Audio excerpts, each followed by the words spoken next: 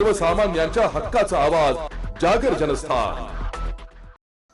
भारतीय संविधान दिनानिमित्त संविधान संरक्षण समिती आणि बौद्ध महासभेच्या वतीने दिनांक 26 नोव्हेंबर 2025 रोजी संविधान दिन उत्साहात संपन्न झाला।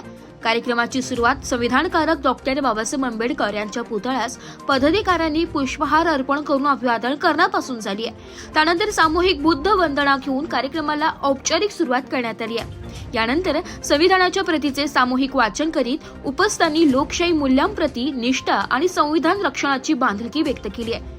कार्यक्रमाला Beti Ahire, Harshbodh More, Ashok Shirsat, Nerkar sir, SU Tayade, SM Wagh, Rohit Baisane, Sanjay Suryavanshi, Harishchandra Londhe, Ratnasheel Sonawane, Ashok Amritsagar, Kishor Ahire, प्राचार्य बाबा हातेकर यांच्यासह संविधान संरक्षण समिती व बौद्ध महासभेचे पदाधिकारी मोठ्या संख्येने उपस्थित होते।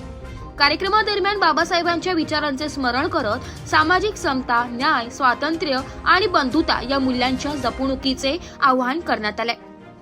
संविधानाच्या प्रास्ताविकेचे सामूहिक पठण करत उज्ज्वल समताधिष्ठित भारताची शपथ घेत कार्यक्रम यशस्वीरित्या पार पडलाय। जागर जनस्थानसाठी प्रतिनिधी रूपक बिरारी, धुळे। हर्षबोध मोरे, भारतीय बौद्ध महासभा जिल्हा सरचिटणीस, धुळे। आज 76वा संविधान दिवस आहे। या दिवसाचं चिराई हो अशी श्रद्धा मी व्यक्त करतो।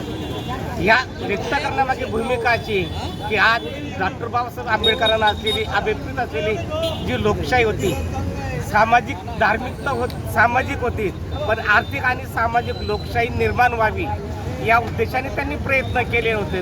नुसतं राजकीय लोकशाही हा देशाचा विकास घडवू शकत नाही, म्हणून आर्थिक लोकशाही व्हावी आणि ती सर्वांपर्यंत पोहोचावी।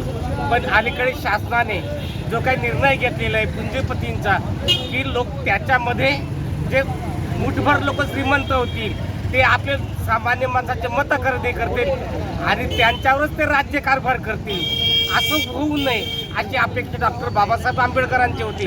पण आज मात्र असं दिसतंय की आर्थिक लोकशाहीकडे आज देश वाटचाल करताना दिसतोय।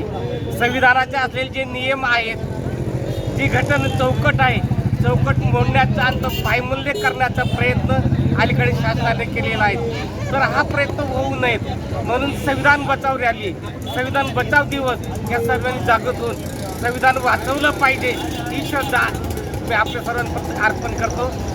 जय हिंद, जय भीम।